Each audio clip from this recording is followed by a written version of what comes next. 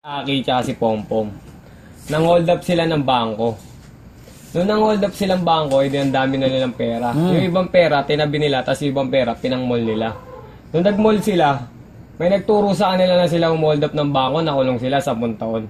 Nang makalaya sila, sabi ni Pompom kay Aki, Aki, magbagong buhay na tayo. Sabi ni Aki, pero paano? Magtayo tayo ng negosyo. Ano negosyo naman itatayo natin? Sabi ni Aki. Magtayo tayo ng bar. Sabi ni Pompom, paano ikita yung bar natin kung walang waiter? Cut mo, Pom.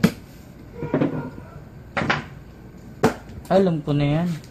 1 araw, 2 araw, at 3 oras. Muli nagbalik si Pompom. Kasama yung 4 na waiter.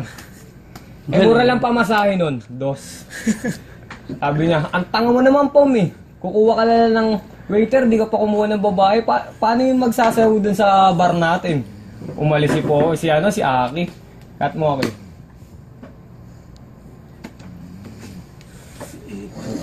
Isang araw, 2 araw, at 3 oras.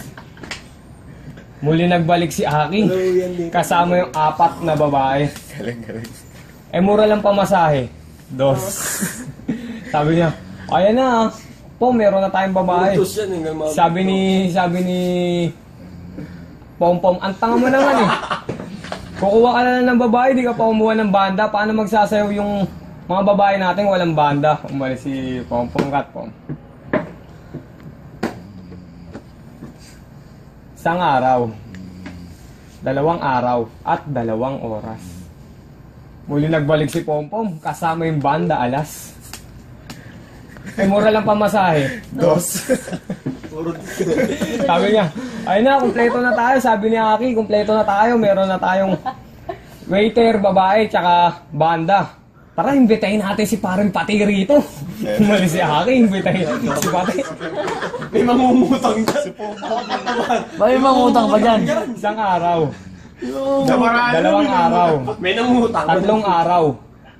Muli nagbalik si Aki. Kasama na si Paring Pati. Mura lang pamasahe. 2. Tapos nagkatanungan na. Aki, ilang taong ka na? 36.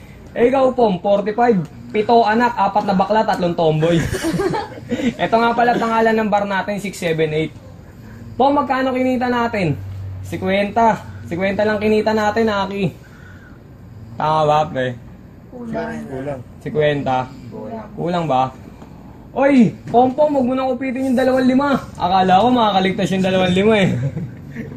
Galing. Tara, magkasino na lang tayo sa 768. Sugarol si Aki.